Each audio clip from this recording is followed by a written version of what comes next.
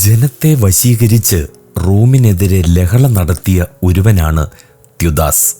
അപ്പോസ്തോലന്മാരെ വിസ്തരിച്ച ന്യായാധിപ സംഘത്തിൻ്റെ മുമ്പിൽ ഗമാലിയേൽ ചെയ്ത ഒരു പ്രസംഗത്തിൽ ഈ സംഭവത്തെക്കുറിച്ച് പരാമർശിച്ചു. ത്യുദാസ് എന്നൊരുവൻ എഴുന്നേറ്റ് മഹാനെന്ന് നടിച്ചു. ഏകദേശം 400 പേർ അവനോട് ചേർന്നു. എന്നാൽ അവരും നശിച്ചു. അപ്പോസ്തല പ്രവർത്തികൾ 5-ാം അധ്യായം 35 മുതൽ 39 വരെ. താൻ മശിഹിയാണെന്ന് അവകാശപ്പെട്ടുകൊണ്ടാണ് ത്യുദാസ് ജനത്തെ വശീകരിച്ചത്. ത്യുദാസിനെക്കുറിച്ച് ജോസിഫസ് നൽകുന്ന വിവരണമാണിത്. ത്യുദാസ് എന്നു പേരുള്ള ഒരു മാന്ത്രികൻ ജനത്തെ വശീകരിച്ച് താൻ ഒരു പ്രവാചകനാണെന്നും തൻ്റെ ആജ്ഞയിൽ നദി 2ആയി വിഭജിക്കപ്പെടുമെന്നും പ്രയാസമെന്യേ അവർക്ക് നദി കടക്കാൻ കഴിയുമെന്നും ഉറപ്പ് നൽകി അവരെ യോർദാൻ നദിക്കരയിലേക്ക് കൊണ്ടുപോയി.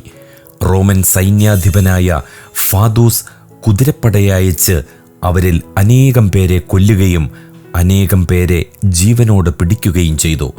ത്യുദാസിനെ ജീവനോട് പിടിച്ച് തലവെട്ടിയെടുത്ത് യെരുശലേമിലേക്ക് കൊണ്ടുപോയി. ഈ ത്യുദാസിൻ്റെ കാലം AD 44 മുതൽ 46 വരെയാണ്. ഗമാലിയേലിൻ്റെ പ്രസംഗം അതിനു മുമ്പായിരുന്നു.